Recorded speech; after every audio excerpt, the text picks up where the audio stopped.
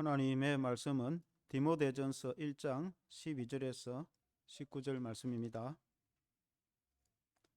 신약성경 338페이지 337페이지 디모데전서 1장 12절에서 19절 제가 읽겠습니다. 나를 능하게 하신 그리스도 예수 우리 주께 내가 감사함은 나를 충성되이 여겨 내게 직분을 맡기심이니 내가 전에는 비방자요 박해자요 폭행자였으나 도리어 긍휼을 입은 것은 내가 믿지 아니할 때에 알지 못하고 행하였음이라. 우리 주의 은혜가 그리스도 예수 안에 있는 믿음과 사랑과 함께 넘치도록 풍성하였도다. mit보다 모든 사람이 받을 만한 이 말이여 그리스도 예수께서 죄인을 구원하시려고 세상에 임하셨다 하였도다. 죄인 중에 내가 괴순이라. 그러나 내가 긍휼을 입은 까닭은 예수 그리스도께서 내게 먼저 일체 오래 참으심을 보이사 후에 주를 믿어 영생 얻는 자들에게 본이 되게 하려 하심이라. 영원하신 왕 곧 썩지 아니하고 보이지 아니하고 홀로 하나이신 하나님께 존귀와 영광이 영원 무궁하도록 있을지어다. 아멘. 아들 디모데야, 내가 너에게 이 교훈으로서 명하노니 전에 너를 지도한 예언을 따라 그것으로 선한 싸움을 싸우며 믿음과 착한 양심을 가지라. 어떤 이들은 이 양심을 버렸고 그 믿음에 관하여는 파선하였느니라. 그 가운데 후메네오와 알렉산더가 있으니 내가 사탄에게 내준 것은 그들로 훈계를 받아 신성을 모독하지 못하게 하려 함이라. 아멘. 충성된 직분자, 선한 일꾼이 되라 라는 제목으로 말씀을 드리겠습니다.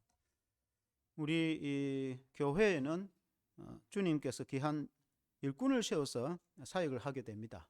직분자 또는 일꾼, 이 말은 헬라어 원어로 디아코노스라고 합니다. 디아코노스. 그래서 영어로 디콘이라는 말이 거기서 나옵니다. 영어로 집사라고 할 때 디콘이라고 합니다. 헬라어로 디아코노스라고도 하는데 이 말의 원뜻은 먼지를 일으키다, 먼지를 날리다, 그 말입니다. 그러니까 옛날에 종들이 일할 때 먼지가 나는 것처럼 이렇게 일을 하고 봉사하는 직, 그 봉사하는 사람을 말하는데 오늘날 우리 교회의 사역자, 봉사자, 직분자, 그런 이제 의미입니다. 이런 이제 사역자들은 주님이 세우신다. 교회의 일꾼들은 주님이 세우신다. 그렇게 말씀하고 있습니다. 디모데전서 1장 12절 오늘 읽은 말씀을 보면 나를 능하게 하신 그리스도 예수 우리 주께 감사함은 나를 충성되게 여겨 내게 직분을 맡기심이니. 우리 주님이 내게 직분을 맡기셨다. 그래서 교회의 모든 직을 봉사자를 세우고 직분을 주시는 것은 우리 주님이 주신다. 주님이 직분을 주실 때에 능하게 하셨어. 능하게 하신다 말은 능력을 주셨어. 직분을 세우는데 능력도 주지 않고 일을 시키지 않습니다. 우리 주님이 우리에게 주신 은사와 달란트를 보고 할 수 있는 능력이 있으므로 직분을 주는 것이지 할 수 있는 능력도 안 되는데 직을 주는 것은 아니에요. 그래서 주님이 우리에게 먼저 은사와 능력을 주시고 그리고 직분을 주시는데 우리를 중요한 것은 충성되이 여겨 내게 직분을 맡긴 것이 얼마나 감사한지. 우리 주님이 우리 모두를 충성되게 생각한다. 우리는 우리 자신을 보면 참 부족함이 많은데 주님이 우리를 볼 때 충성된 사람이라 인정을 해주니 얼마나 감사한지. 그래서 바울이 내가 하나님께 감사하며 내가 이 직분, 이 사명을 감당한다. 그래서 우리 충성된 직분은 우리 주님이 아무 자격과 공로도 없는 나를 일체히 먼저 사랑하시고 오래 참으시고 부족한 내게 능력을 주셔서 우리 주님이 우리를 구원을 허락하셨을 뿐만 아니라 직분을 주신 것은 전적인 주님의 은혜이니까 우리 하나님께 감사하고 헌신과 충성을 다하는 믿음의 자세, 그 자세가 충성된 직분이다. 충성된 직분자의 자세이다. 그런 말씀입니다. 오늘 이 말씀으로 우리가 은혜를 받기를 원합니다. 첫째는 은혜로 주어진 직분, 무익한 종의 자세입니다.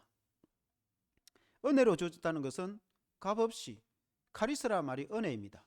은혜라는 말은 값없이 그저 그 뜻이 선물이라는 뜻입니다. 우리가 선물을 줄 때에 어떤 사람에게 돈을 내라 하고 선물을 주는 사람은 아무도 없습니다. 어떤 축하할 날이 있을 때 선물을 주면 그저 사랑으로 준단 말입니다. 마찬가지로 하나님이 우리에게 은사를 주시는데 그것은 그저 선물로 주시는 거예요. 하나님 우리에게 주신 것이 값없이 주신 것입니다. 13절에 보면은 이렇게 사도 바울이 고백하죠.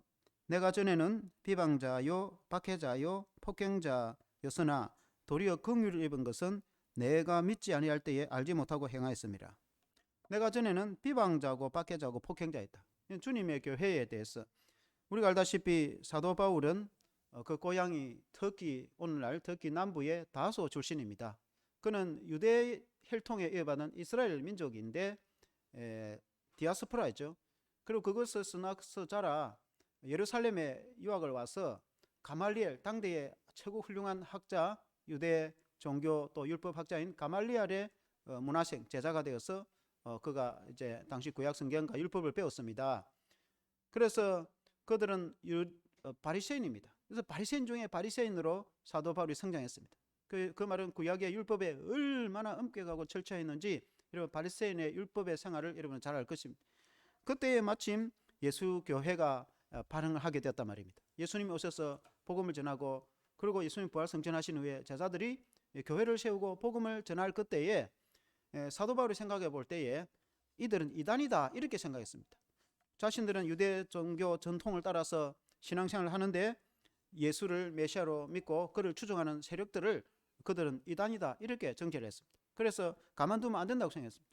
그리고 예루살렘에 있는 사람들을 체포하고 심지어 감옥에 가두고 심지어 돌로 쳐서 죽이는 일에 가담됐습니다. 우리가 성경에 보면은 서대반 집사는 7집사 중에 한 사람 아닙니까? 서대반이 설교한 내용에 보면은 구약의 하나님이 아브라함을 선택하여서 우리 이스라엘 민족을 택하여서 제사장나로 삼아서 온 세계와 민족을 구원하시기 위해서 하나님이 우리 민족을 선택하였는데 그 구약에 예언된 메시아 구원자를 보내실 것이라 했는데 그 그리스도이신 그가 예수님이시다. 약속된 예언의 말씀을 따라서 메시아 구원자가 오셨는데 그 예수님이 십자가를 통해서 우리 죄를 용서해 주시고 우리를 구원하지 않느냐. 그 예수님이 부활 승천하여서 하나님 우편에 서 계신다. 그러니까 유대인들이 일체히 메시아를 일개 청년으로 생각하는데 하나님과 버금가는 메시아 구원자라고 이렇게 예수를 증거하니까 그 소리 듣기 싫어서 돌로 쳐서 죽였다. 유대인들이. 그때에 사도 바울도 함께 동참을 했단 말이에요. 그러니까 예수 믿는 성도로 예수 믿는 교회 예수님 믿는 이 그리스도인을 핍박하고 박해하는데 그가 동참을 했고 그게 멈추지 않았습니다. 열심히 특심을 해서 국내뿐만 아니라 국외 해외에 당시에 다메섹은 해외입니다. 해외. 시리아 지역에 있는 대도시이거든. 시리아의 수도거든요. 그래서 유대인 예수 믿는 성도들이 예수를 믿고 나서 그 사도행전 1장 8절 말씀처럼 이 유대의 예루살렘에 머물 수 있을 수가 없고 핍박이 심하니까 가면서 전도를 하고 도망을 가고 온 유대로 피신했다가 또 안 되니까 북쪽 사마리아로 갔다가 또 거기에도 위험하니까 더 북쪽 이렇게 안디옥과 그리고 다메섹까지 유대인 기독교인들이 피신해 가면서 교회를 세웠는데 다메섹까지 예수 믿는 사람이 늘어나게 됐단 말입니다. 그래서 이 예루살렘에만 핍박을 하는 것도 이게 대단한 일인데 온 유대를 이렇게 다니다가 심지어 북쪽 다메섹까지 이제 핍박을 하러 갔단 말입니다. 그리고 달리는 중에 낮 정오면은 중동의 해가 얼마나 강할 때입니까? 그러니까 그 태양보다도 더 밝은 빛이 갑자기 이 바울에게 임해서 원래 바울 이름이 사울 아닙니까? 그때에 주님의 음성이 들려서 사울아 사울아 어찌하여 네가 나를 핍박하느냐 하니까 사울이 주님은 누구십니까? 이렇게 물어보죠. 그러니까 주님이 부활하셔서 살아계신 주님이 나는 네가 핍박하는 나사렛 예수니라 그렇게 말해요. 예수님이 부활하셔서 살아계셔서 바울에게 나타났다. 바울이 너무나 그 큰 밝은 빛을 보아서 태양보다 밝은 빛에 눈이 멀어지고 그리고 사람의 부축을 받아서 다메섹에 들어가서 지가라는 동네에 3일간 금식하여 기도할 때에 당시에 신실한 그리스도인 아나니아가 예수님의 인도하를 따라서 가서 기도하고 안수기도 해주니까 눈이 뜨이게 되었단 말이에요. 그가 바울이 예수님을 만나고 나서 변화가 되어서 즉석에서 다메섹 동네에서 예수는 그리스도라 증거하기 시작하여서 그가 예수의 사도가 되어서 그가 순교하기까지 전 세계를 다니면서 복음 전하는 전도자가 됐는데 그가 예수님의 제자가 되기 전에는 그렇게 교회를 핍박하고 박해하였어. 교회라는 것은 주님의 몸이 아닙니까? 교회를 핍박한다는 것은 곧 예수님을 핍박하는 것입니다. 성도를 이렇게 박해하는 것은 곧 예수님을 박해하는 것입니다. 그러니까 하나님의 아들이신 구원자이신 그 예수님을 박해하고 주님의 교회를 비방하고 여기 비방하다는 말은 욕하다 그 말입니다. 비판하고 오늘 교회를 얼마나 사람들이 비판을 합니까? 아주 심한 말로 이렇게 비판을 하죠. 비방을 하고 박해하다는 것은 이 억압을 가하고 가해를 하고 종교 때문에 가해를 하는 것을 박해한단 말이죠. 그리고 폭행자 심지어는 돌로 치거나 매로 때리고 그렇게 한 걸 폭행, 예수 믿는 사람들 폭행까지 한 그런 사람, 교회의 입장에 볼 때, 주님의 입장, 하나님의 나라의 입장에 볼 때는 얼마나 무지막지한 사람입니까? 죄인 중에 죄인이죠. 있을 수가 없는 사람이죠. 그런 사람이 나중에 예수님을 만나서 변화가 되어서 예수님의 제자가 되고 주님의 교회 직분자가 되었다. 그 있을 수가 있는 이야기인가? 그래서 내가 그렇게 됐다. 나는 죄인 중에 개수다. 사도 바울이 그랬고 개수로만 우두머리다. 15절에 보니까 밑보다 모든 사람이 받을 만한 이 말이여. 그리스도 예수께서 죄인을 구원하시려고 세상에 임하셨다 하였도다. 죄인 중에 내가 개수니라. 개수는 우두머리. 죄인 중에 내가 죄인이다. 죄인 중에 가장 내가 죄인이다. 사도 바울이 이렇게 자기 자신을 낮추어서 이렇게 고백하는 것은 그런 죄인인 내가 예수님을 만나서 변화가 되어서 주님의 교회 일꾼이 되었다. 사명자가 되었다. 사역자가 되었다. 그러니까 감사한 것이죠. 우리 예수 믿는 성도가 사도 바울처럼 폭행을 하고 돌아다니고 그러지는 않았지만, 그러나 우리 인간이 원래 다 그런 죄인이었대. 하나님을 떠난 인간이 하나님을 거역하고 불순종하고 죄 가운데 우리는 아무리 바르게 산다고 하지만 하나님 보실 때는 얼마나 큰 죄인인지. 그러나 죄인 중에 우리가 죄 가운데 살았으나 하나님의 은혜로 우리가 구원을 받았는데 그것을 하나님의 은혜라고 한다. 14절에 보면은 14절에 한번 같이 읽어보겠습니다. 14절 시작. 우리 주의 은혜가 그리스도 예수 안에 있는 믿음과 사랑과 함께 넘치도록 풍성하였도다. 예수 안에서 우리에게 은혜를 베풀어 줬다. 그 은혜라는 것은 받을 자격이 없는 사람에게 그저 선물로 주는 것을 은혜, 카리스란다. 그러니까 하나님 우리에게 은혜 베풀어 주셨는데 그런 죄인 인간들에게 하나님께서 우리 주 예수 그리스도의 십자가를 통해서 죄를 용서해 주실 뿐만 아니라 하나님의 자녀로 삼으시고 영생을 주시고 무엇보다도 직분자로 삼으셨다. 우리의 교회의 직분자 된 우리가 원래부터 우리가 거룩하고 영광스럽고 위대한 사람이 되어서 그 직분자가 된 사람이 누가 있는가? 그런 사람은 없어요. 예수 믿기 전에 다 똑같은 죄인 있고 세상에 살다가 영원히 지옥 갈 사람인데 영생도 없고 구원도 없고 천국도 알지 못하던 사람들이었습니다. 그러나 복음 전도를 받아서 예수를 믿고 변화가 되어서 새 사람이 되어서 하나님의 은혜를 깨달으니까 그 주님의 은혜가 얼마나 감사한지 주님의 은혜에 감사하고 충성하고 헌신하다 보니까 교회가 또 직분자로 세워서 하나님의 일을 감당하게 했는데, 우리 자신들도 돌이켜보면은 사도 바울처럼 우리가 사도 바울처럼 돌아다니면서 교회에 돌멩이 집 던지면서 우리가 그렇게 하지는 않았지만은, 그러나 죄인인 것은 똑같다 이 말. 우리가 다 죄인이었으나 우리가 하나님의 은혜로 구원을 받았으니 그 주님의 은혜가 한이 없고 끝이 없다. 하나님의 은혜와 자비와 사랑은 참 끝이 없다. 나 같은 죄인을 주님이 십자가로 구원해 주시고, 우리 주님은 본체 하나님이시지만 사람의 몸을 입고 오셔서 십자가에 살 찢으시고 죽으시기까지 해서 죄인 중에 괴수이고 죄인 중에 죄인 우리를 위해서 친히 우리를 대신해서 자신이 십자가에 죽으셔서 그 모든 피를 흘려주셔서 우리 죄를 용서해 주시고 구원을 해 주신 것만도 감사한데 우리를 주님의 일꾼으로 삼아 주셨으니까 얼마나 감사한가. 사도 바울이 솔직하게 하나님께 감사하다라고 표현한단 말이에요. 그것이 사명자의 자세. 우리가 하나님 앞에 직분을 감당하고 우리가 하나님 앞에 봉사를 할 때 자격도 없고 공로도 없고 죄인 중에 죄인인 나 같은 사람을 하나님이 어떻게 나를 사랑하셔서 나를 부르셔서 하나님의 교회의 일꾼으로 삼으셨구나 라고 생각을 하고 하나님께 감사하고 충성하는 자가 기본 자세들, 가장 기본. 내가 누군데 나 같은 사람 아니면 누가 하겠는가 라고 생각을 하면은 그건 직분자라고 할 수가 없다. 교회의 직분자는 그런 생각을 가지면 안 된단 말이에요. 나 같은 사람을 무엇 때문에 이처럼 사랑하셔서 내 죄를 용서해 주시고 나를 직분으로 세웠는가. 그것이 가장 기본적인 자세. 그게 기독교인의 신앙도 마찬가지. 신앙도 안 그렇습니까? 우리가 예수 믿고 구원받은 것이 우리가 여러분 봉사를 많이 해서 여러분 구원을 받았습니까? 봉사를 하는 것은 십자가로 내 죄가 용서받아서 내가 천국 가게 되고 하나님의 자녀가 되어서 내가 구원받았으니까 감사해서 봉사를 하는 것이지. 우리가 목숨을 내어놓고 봉사를 했는데도 하나님 은혜를 다 갚을 수 있겠습니까? 여러분 부모가 자녀를 양육해 사랑으로 양육했는데 자녀가 커서 부모에게 보답한다고 그 은혜를 다 보답하겠습니까? 그 부모의 사랑을 다 깨닫겠습니까? 그와 같이 하물며 부모의 사랑도 그런데 장가를 안 가고 결혼 안 해본 자녀들이 부모의 심정을 여러분 알겠습니까?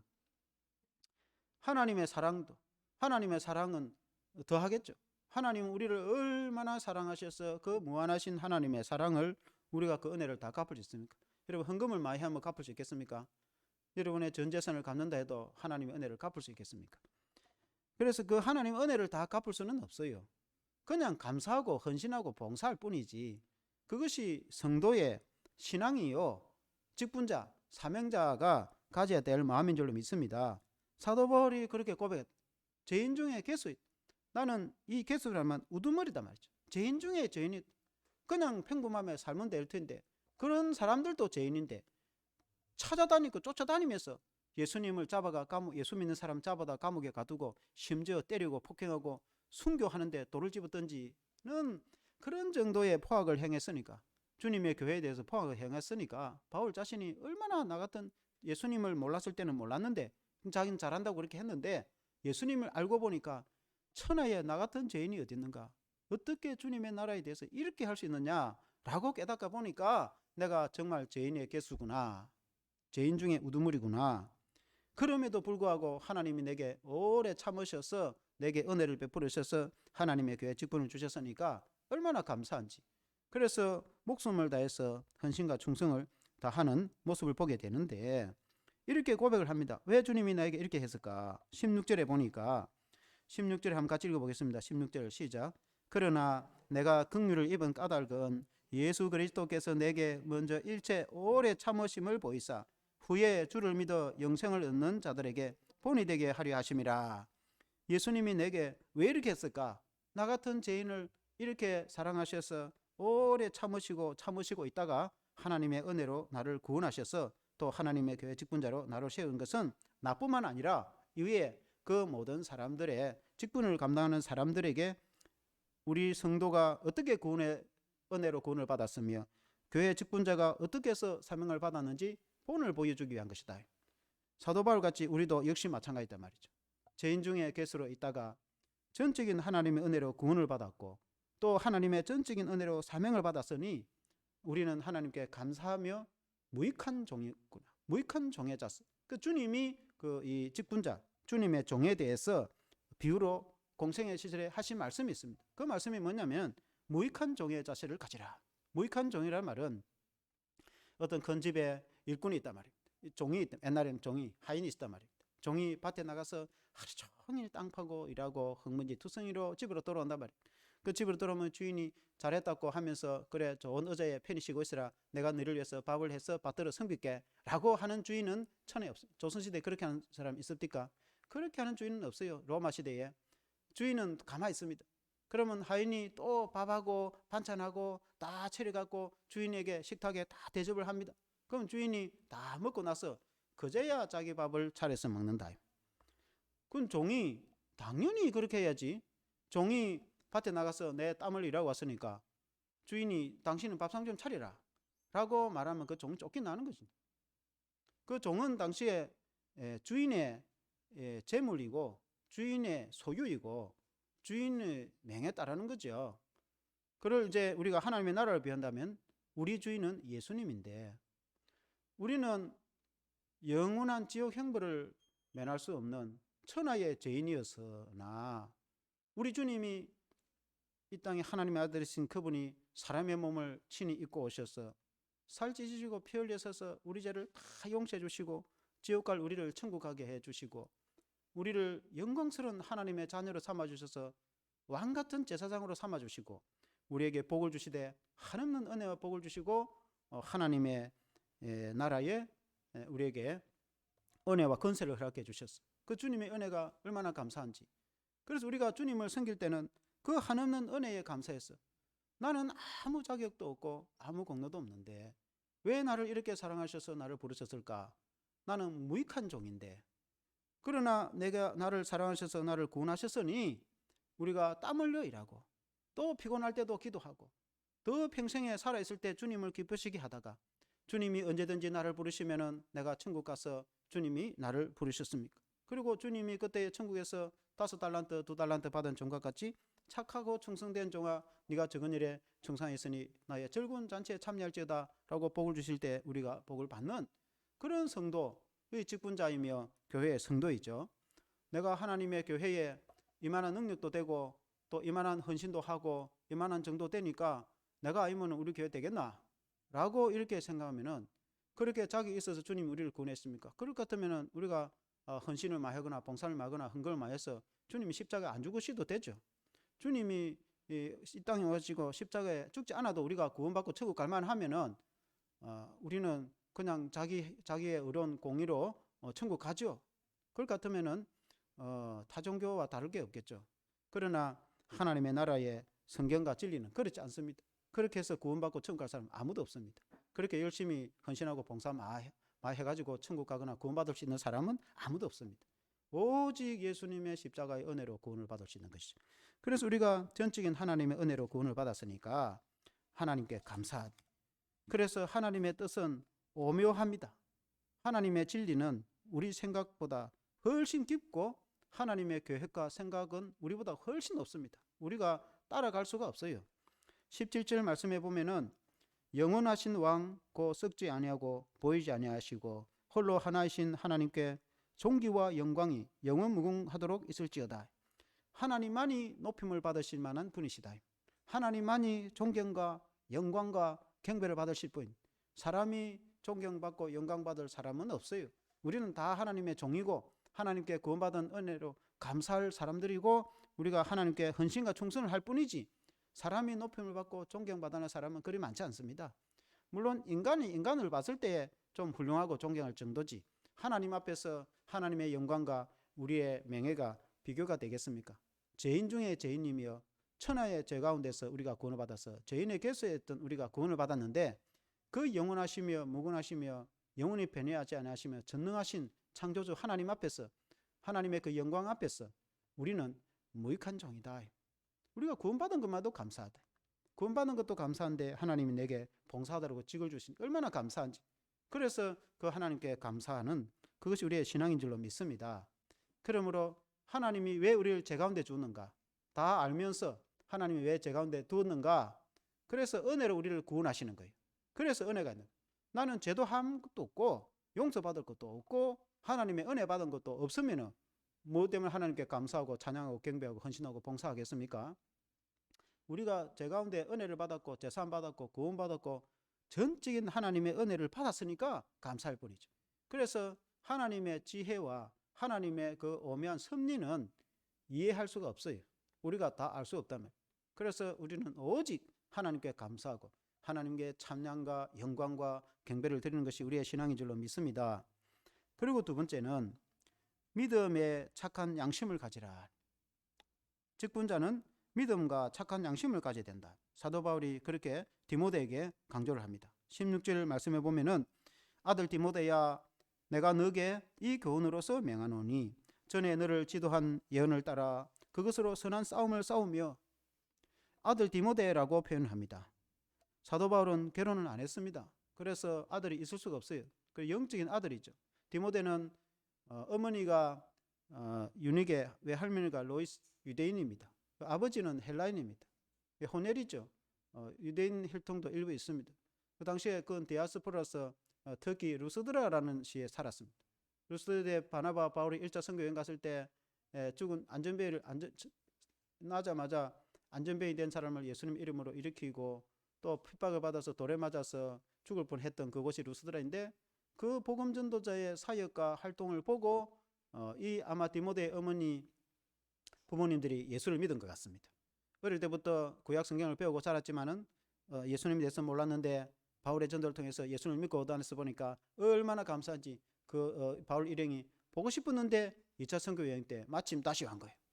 바울과 실라가 왔으니까 디모데가 내가 바울 스님 따라가면 안 되겠습니까? 그래서 2차 선교 여행 때부터 바울의 제자가 돼서 선교 여행에 따라다니고, 바울과 실라와 함께 디모데가 2차 그 마게도니아 선교를 하게 되거든요. 그래서 이제 바울을 따라다니면서 복음과 말씀을 배워가지고 바울이 훗날 목회자가 됐는데 그 에베소 교회 목회자가 됩니다. 에베소 교회 목사가 된 거죠. 에베소에는 소아시아의 대표적인 제일 큰 도시의 대표적인 교회거든요. 그래서 이 에베소 교회 목회를 하고 있는 디모데에게 이 스승 바울이 편지로 쓴 말씀이 이 디모데 전후서거든요. 그래서 디모데에게 아들 디모데야, 참 영적인 아들이며 또 제자인 디모데에게, 젊은 디모데에게 이렇게 너가 복음의 직분을 받았으니까 사명을 감당할 때 선한 싸움을 싸우라. 선한 싸움을 싸울 때 너를 지도할 때 예언한 말씀을 따라서, 이 예언이라는 말은 그때는 신약이 기록이 안 된 상태예요. 그러니까 신약이 완성이 안 된 상태니까 오늘날 말하면 신약 성경을 두고 하는 말입니다. 그러니까 신약 성경에 가르쳐 준 대로, 우리가 성경에 배운 대로, 하나님의 말씀을 배운 대로 주님의 교회를 섬기면서 영적 선한 싸움을 싸우라. 이 신앙이라는 것은 영적 싸움이다. 내만 혼자 잘한다고 되는 게 아니에요. 여러분, 군대에 전쟁이 자기 혼자 잘한다고 됩니까? 전쟁은 온 군인이 달라들어서 목숨을 걸고 적과 싸웠을 때에 가능한 거예요. 신앙생활을 하고 예수를 믿는 건 전쟁과 같은 겁니다. 왜냐하면 사탄 마귀가 가만두질 않습니다. 여러분은 가만둘 것 같습니까? 목사와 교회는 가만둘 것 같습니까? 전 세계는 가만둘 것 같습니까? 그러면 유럽교회가 어떻게 저렇게 됐겠습니까? 이 영적인 것은 세계적인 전쟁이나 마찬가지입니다. 보이지 않는 전쟁. 일반적인 전쟁은 총칼로 싸우는 것이지만 이 교회라는 것은 우리의 신앙이라, 예수 믿고 천국 가고 복음을 전하고 영혼을 구원하고 하나님의 교회를 세워나가고 직분자를 세워서 봉사를 하는 이런 일들은 전쟁이에요. 전쟁. 여러분, 군대를 갔다 온 사람도 있고 안 갔다 온 사람들이 전쟁이 시시한 게 아니에요. 사느냐 죽느냐, 살 수도 있고 죽을 수도 있는 겁니다. 전쟁이라는 것은 또 싸우다가 죽을 수도 있고, 그게 순교다 말입니다. 모가지도 날아갈 수도 있단 말입니다. 그래서 이 한 사람이 예수 믿고 구원받는 게 시시한 게 아니에요. 교회 하나가 들어서는 게 이렇게 시시할 것 같습니까? 그렇지 않습니다. 한 사람이 지옥 갈 사람이 천국 가는데 그 일이 시시하겠습니까? 우리의 가족 중에서 누가 지옥 가야 될 사람이 천국 가는 일이 이렇게 시시하겠습니까? 그렇지 않단 말이에요. 사탄 마귀가 가만히 있겠습니까? 우리가 열심히 전도하고 한다면 사탄은 가만히 있겠습니까? 마귀는 가만히 있겠습니까? 얼마나 공격을 하고 비방을 하고 때로는 죄에 빠지게 미혹을 하고 끊임없는 사탄과 마귀가 공격을 한단 말입니다. 우리는 또 끊임없이 하나님께 부르짖고 기도하고 우리는 군사로서 싸워 나간단 말입니다. 선한 싸움을 싸워. 내 개인의 신앙도 전쟁이죠. 영적 전쟁. 내가 신앙으로 살아남아서 훌륭한 주님의 교회 일꾼이 될 건가? 아니면 떨어져 나가서 세상의 사람들하고 타락해서 그냥 그렇게 살다가 죽을 건가? 교회도 하나님의 교회가 제대로 돼가지고 주님의 나라가 확장될 건가? 아니면 교회가 무너질 건가? 아니면 지역의 전체 하나님 나라 복음이 증거되어지고 교회가 흥황되고 하나님의 나라가 전파되어서 그 지역이 복음화될 건가? 아니면 기독교가 그 나라에 사라질 것인가? 터키처럼, 소아시아 터키처럼. 그것은 전쟁이 되면 전쟁. 영적인 전쟁이에요. 저와 여러분들은 전쟁을 하는 군사들이에요. 아무리 나이 많은 할머니나 젊은 사람이라 할지라도 사도 바울이 디모데에게, 에베소 교회 목회를 하고 있는 디모데에게 너는 지금 전쟁을 하고 있다. 선한 싸움을 하고 있다. 그 싸움을 하는데 우리가 어떤 싸움을 해야 되느냐? 19절에 보면은 믿음과 착한 양심을 가지라. 어떤 이는 이 양심을 버렸고 그 믿음에 관하여는 파선했느니라. 그 싸움에 이길 자가 누구냐? 뭐 여러 가지 있겠지만 오늘 여기에는 두 가지를 이야기해요. 하나는 믿음과 양심. 믿음과 선한 양심만 있으면 승리한다는 거예요. 이것을 붙잡으라는 거예요. 이것이 오늘 우리에게 주시는 말씀이죠. 믿음이라는 것은 그 예수 그리스도를 믿어서 구원 얻고 주님이 나와 함께 하셔서 우리가 신앙으로 승리할 수 있는 그 믿음이죠. 히브리서 11장 6절에 보면은 믿음이 없이는 하나님을 기쁘시게 할 수 없나니 하나님께 나아가는 자는 그가 살아계신가 그를 찾는 자들에게 반드시 상 주시는 이심을 믿어야 할지니. 하나님은 지금도 살아계시고 하나님을 찾고 하나님을 위해서 봉사하는 자는 하나님이 천국뿐만 아니라 이 땅에서도 반드시 상급으로 갚아주신다는 걸 믿어야 됩니다. 믿음이 없이는 봉사를 할 수가 없죠. 믿음이 있으니까 봉사. 믿음의 비밀이 있어야 되는 거죠. 하나님은 살아계신다는 것을 믿어야 돼요. 하나님은 반드시 살아계시죠. 그 다음에 또한 히브리서 12장 2절에 보면은 믿음의 주요 또 온전케 하시는 인 예수 그리스도를 바라보자. 그는 그 앞에 있는 기쁨을 위하여 십자가를 참으사 부끄러움을 개의치 아니하시더니 하나님 보좌 우편에 앉으셨느니라. 믿음의 주이신 예수 그리스도를 바라보는 것이 믿음. 근본 믿음은 하나님의 아들이신 예수 그리스도를 믿는 것이 믿음. 이 믿음으로 승리할 수 있는 거예요. 예수 믿는 믿음. 그래서 예수 잘 믿으라 하는 이유가 예수를 믿어서 죄 사함 받아서 천국 가는 것도 믿음이고 살아가면서 예수님이 지금도 살아계시니까 바울에게 나타난 그 예수님은 지금도 살아계시니까 그 예수님을 믿고 신뢰하면서 믿음으로 이겨나가는 것. 그리고 우리가 교회를 다니면서 예수님을 의지하지도 않고 예수님께 기도하지도 않고 예수님을 신뢰하지도 않으면은 마귀 밥이 되는 거죠. 마귀 완전히 해치겠죠. 마귀 그냥 두겠습니까? 그러나 우리가 예수님을 믿고 끝까지 주님을 의지하고 주님을 붙잡고 주님을 신뢰하면은 믿음으로 이겨나갈 수가 있단 말입니다. 아멘. 마귀를 이길 수 있는 길은 그 길밖에 없어요. 다른 거 붙잡다는 거는 헛방, 헛급 지푸라기 붙잡는 거예요. 다른 거 붙잡고 하다가는 다른 거 붙잡고 마귀에게 이길 제각은 천하에 아무리 그 사람이 이 장수라도 이길 수가 없어요. 그리고 한 가지를 했는데 착한 양심을 가지라. 착한 양심은 시네이데세오스라는 말인데 그 말은 함께와 보다, 알다, 그게 합성화된 거예요. 함께 보는 것, 그건 양심이라는 거예요. 양심이라는 것이 우리가 사회적인 양심이 있고 종교 양심이 있어. 사회적으로 양심은 일반 사회인들이 남의 걸 훔치게 남을 두드려 팬다든지 그러면 안 되잖아요.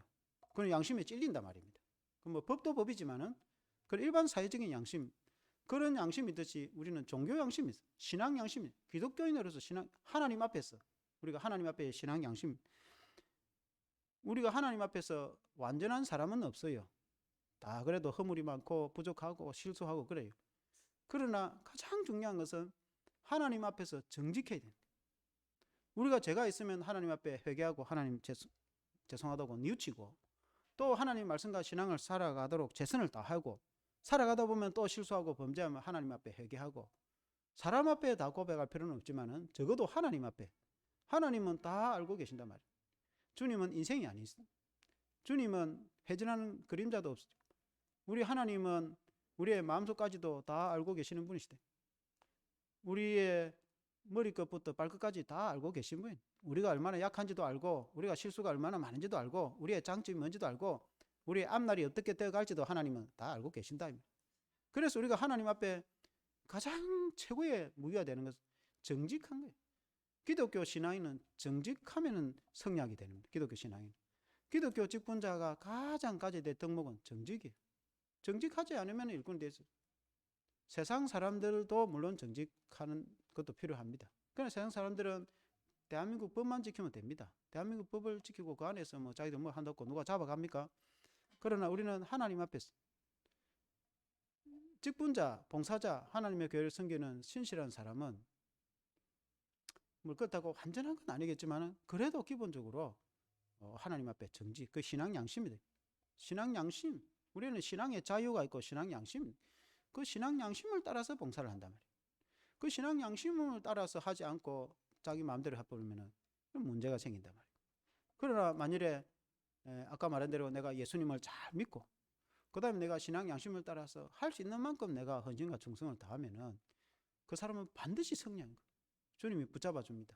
그 사람의 신앙과 봉사는 그 일생에서 반드시 승리하게 되어 있어요. 왜냐하면 하나님은 그런 사람을 사랑하기 때문에, 하나님은 그런 사람을 좋아한다. 하나님은 그런 사람을 일꾼으로 삼으시고 하나님의 나라의 하나님의 일꾼으로 귀하게 여기신단 말입니다. 하나님은 그런 분이시다 이 말이에요. 그래서 많은 것이 있겠지만 오늘 바울이 디모데에게 준 말씀, 직분자, 사명자, 또 다 우리는 직분자가 되어 있대. 우리가 또 직분을 받았고 직분을 받지 않은 사람들 앞으로 다 직분자. 우리가 하나님의 은혜를 그만큼 받았어. 예수님이 십자가에 죽기까지 내 죄를 용서해서 내가 영생을 얻었는데, 천국을 얻었는데 나는 아무것도 안 하고 그럼 있다. 우리는 그렇게 신앙이 어릴 때야 그럴 수 있지만 신앙이 자라서 어른이 되면은 당연히 우리나라에도 4대 의무를 해야 되는 것처럼 교인은 당연히 하나님 앞에 의무를 다해야 되는 거죠. 하나님 앞에 은혜를 받고 의무를 다하지 않는다. 그건 뭐 신앙도 아니죠, 그거는. 예수 믿는 사람이 누가 그렇게 하겠어요? 예수님의 은혜를 정말 아는 사람은 어떻게 가만히 있겠어요? 예수님을 정말 믿는다고 하면은. 그러나 예수님을 제대로 믿으면은 당연히 봉사를 하게 돼 있어요. 봉사하고 싶고 안 하면은 견딜 수가 없어요. 우리 교회 성도들이 봉사를 많이 합니다. 여러분 누가 시켜서 합니까? 사람이 시켜서 봉사를 할 수 없어요.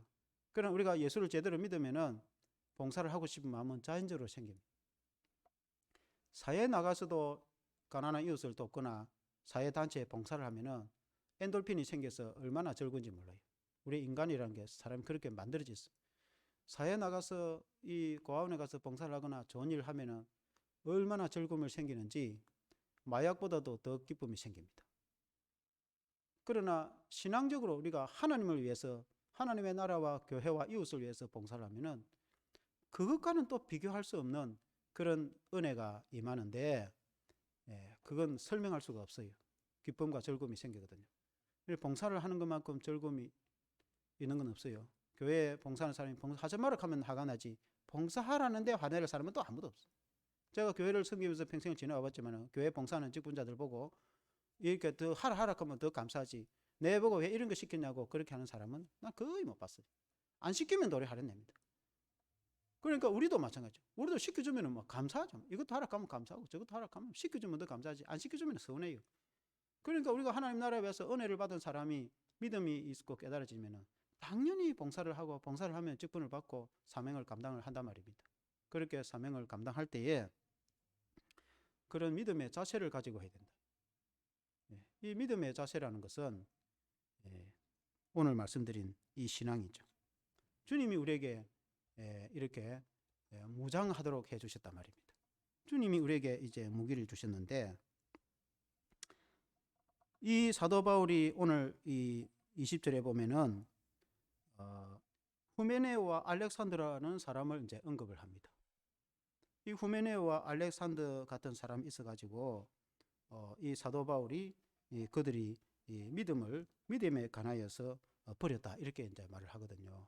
그 말은 후메네오와 알렉산드가 그 당시 어떤 사람이 있는지 성경에 정확하게 나오지는 않아요. 근데 이제 성경에 여러 구절에 언급이 되고 사도 바울이 그에 대해서 한 말을 쭉 종합을 해보면은 그때 당시에 믿음을 떠난 이단들이었어요. 그들이 믿음에서 벗어났다, 그 말이에요. 그래서 어떤 이단이었는지는 구체적으로 이렇게 나와 있지 않지만은 대체적으로 보면 이렇습니다.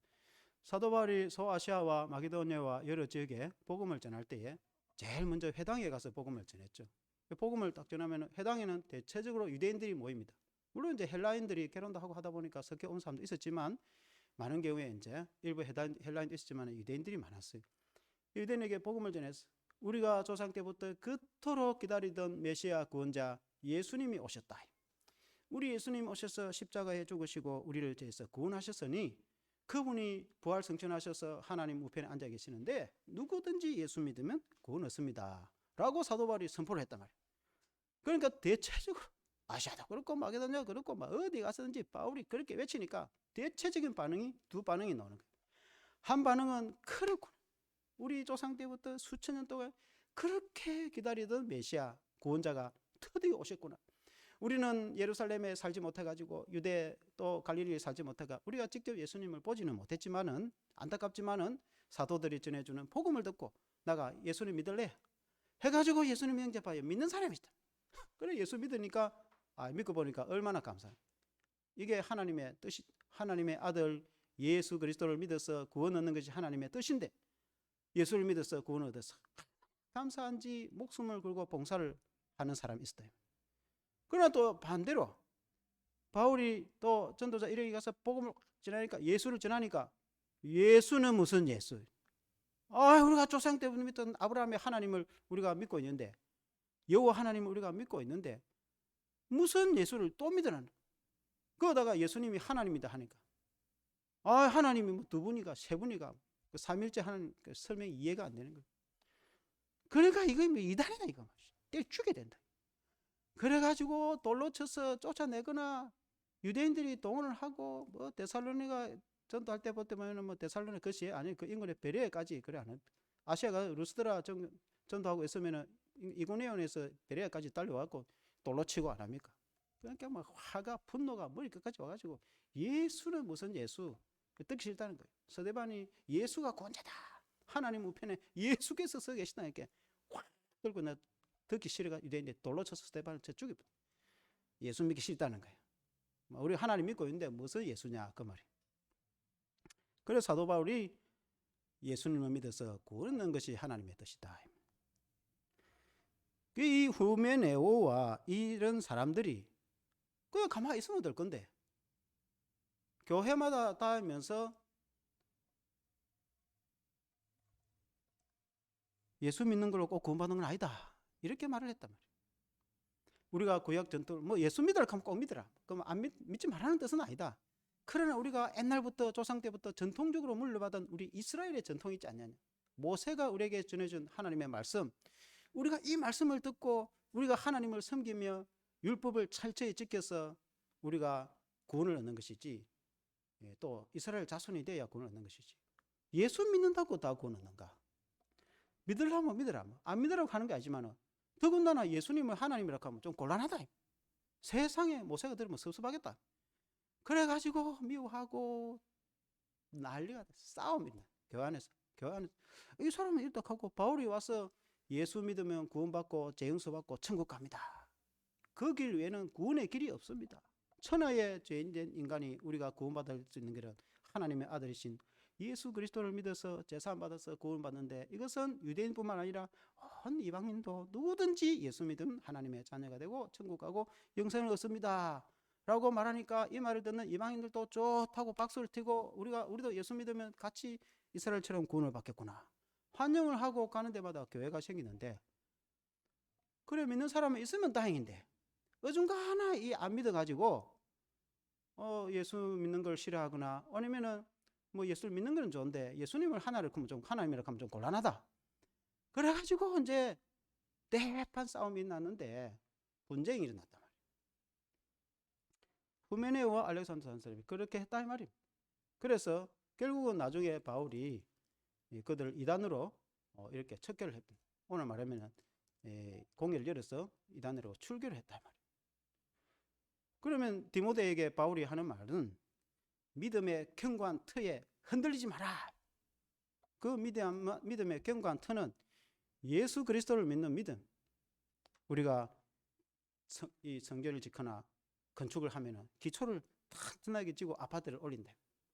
기초를 튼튼하지 않고 집을 올리면은 그 비바람 치면 무너져 버리겠죠. 아무리 좋은 집을 지어도, 아무리 믿음에 좋은 집을 지어도, 우리가 신앙생활을 아무리 훌륭하고 인격이 아무리 훌륭하고 아무리 좋은 사람이라도, 교회 생활 얼마든지 잘하고 충성을 다해도 믿음의 기초가 흔들리면 뭐 그 집은 뭐 짜그러지는 거죠. 그 믿음의 기초, 흔들리지 않는 믿음은 예수 그리스도, 우리의 신앙에, 우리가 예수 믿어서 천국 가는 건 말할 것도 없고, 우리가 평생에 살아가면서 내가 흔들리지 않고 담대하게 굳건하게 세상을 이기고 죄를 이기고 마귀를 이기고, 오늘날 아무리 코로나 시대에도 당당하게 이기고 내가 든든하게 살아갈 수 있는 길이 유일하게 하나 있는데, 그 길이 예수 그리스도다. 내가 예수님을 얼마나 신뢰하고 살아가느냐, 내가 얼마나 예수님을 붙잡고 살아가느냐.